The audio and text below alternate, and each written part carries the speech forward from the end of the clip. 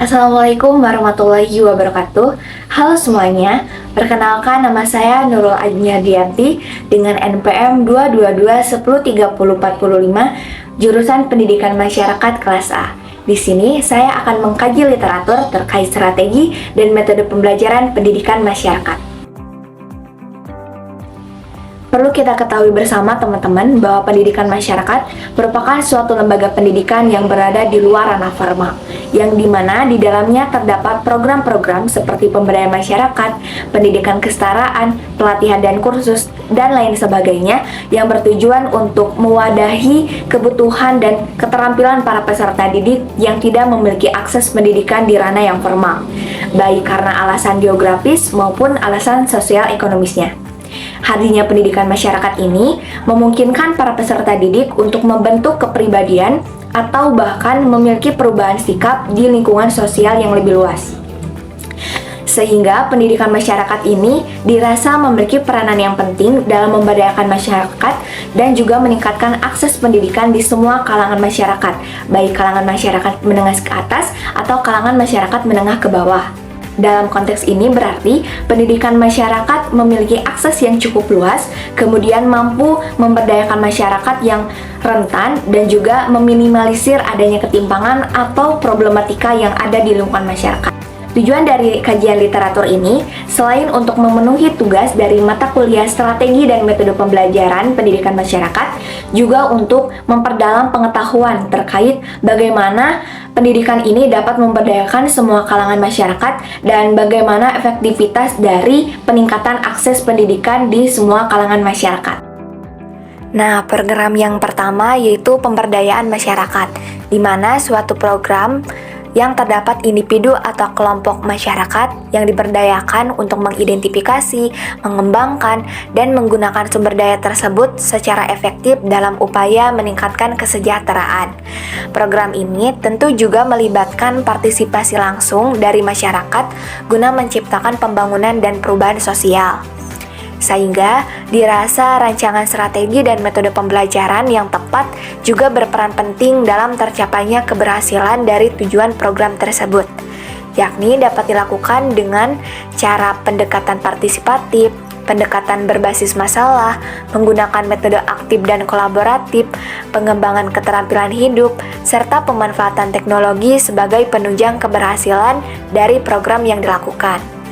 Adapun temuan dari kajian literatur pada salah satu jurnal pemberdayaan masyarakat di suatu desa, di mana pada jurnal-jurnal tersebut terdapat beberapa strategi dan metode pelaksanaan pemberdayaan masyarakat.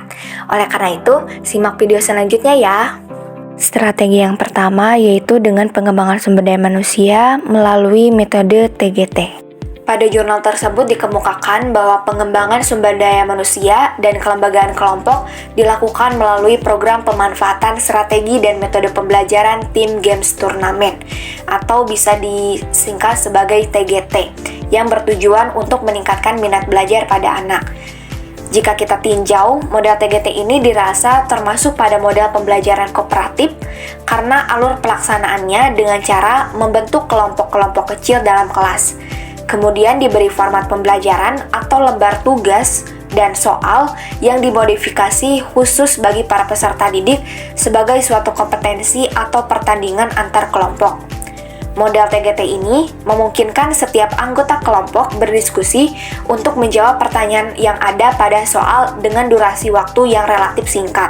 Model TGT ini memungkinkan para peserta didik untuk bisa berinteraksi satu sama lain dalam proses pembelajaran. Nah, sehingga model pembelajaran tersebut dirasa termasuk pada strategi dan metode pembelajaran yang dimana pada strateginya termasuk pada kategori strategi partisipatif. Mengapa demikian?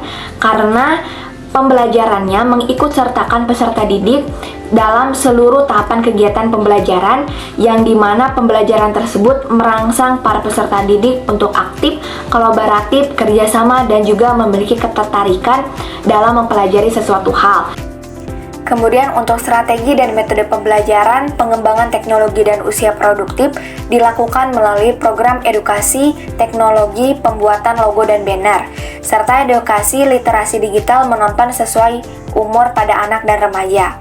Sehingga dirasa program ini termasuk pada strategi sokratif dan fasilitatif karena digunakan untuk menumbuhkan kesadaran para peserta didik akan sebuah kebutuhan belajar tertentu, serta menghadapkan mereka pada persoalan yang menuntut solusi dan memberikan mereka pengalaman yang luar biasa terhadap pembelajaran. Selain itu, metode pembelajaran yang dilakukan juga dirasa termasuk pada metode pembelajaran ceramah dan praktek secara langsung, yang dimana model pembelajarannya dengan cara model inquiry learning atau pembelajaran yang mendorong peserta didik untuk bisa berperan aktif dalam melaksanakan proses pembelajaran dengan mandiri, sehingga segala permasalahan yang dihadapi dapat diidentifikasi dan dicari alternatif penyelesaiannya dan memberikan pengalaman belajar yang luar biasa serta memungkinkan mereka mampu berkembang sesuai dengan perkembangan zaman. Adapun di sini, peningkatan lingkungan menjadi strategi dan metode pembelajaran yang dilakukan melalui program pengelolaan sampah plastik menjadi barang bernilai guna. Metode pelaksanaan yang dilakukan pada program ini juga dinyatakan dengan mengadakan pelatihan secara verbal dan praktik, kemudian memberikan edukasi modern pada pembelajaran, serta melakukan simulasi dan perencanaan partisipatori masyarakat. Hal tersebut menunjukkan bahwa strategi yang dilakukan pada peningkatan lingkungan termasuk pada strategi eksperiensial karena berbasis pengalaman yang relevan dan juga berguna bagi kehidupan sehari-hari. Adapun metode pembelajaran yang dilakukan juga termasuk pada metode berbasis pelatihan, metode berbasis proyek, dan juga metode partisipatif yang menggunakan teknologi sebagai alat penunjangnya. Selain itu, model pembelajaran yang dilakukan juga dirasa termasuk pada model pembelajaran ekobrik, yaitu pemanfaatan limbah bekas menjadi bahan limbah yang bernilai guna. Kemudian yang kedua yaitu lembaga kursus dan pelatihan, merupakan bagian dari program pendidikan masyarakat yang bertujuan untuk mewadahi kemampuan dan keterampilan para peserta didik. Sasaran dari program ini biasanya memfasilitasi masyarakat yang ingin menggali potensi yang dimiliki untuk kemudian diimplementasikan dalam kehidupan sehari-hari, seperti pelatihan komputer, pelatihan menjahit, pelatihan tata boga, dan lain sebagainya.